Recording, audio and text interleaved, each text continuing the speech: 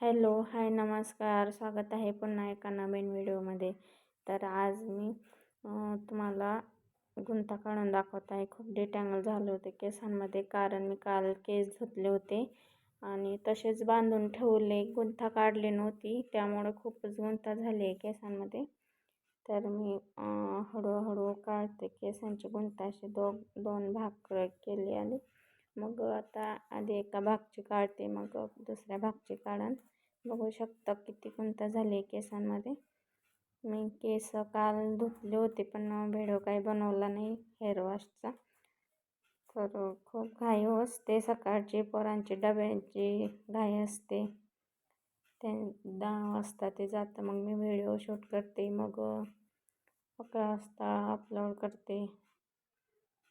खूप वेळ होऊन जातो.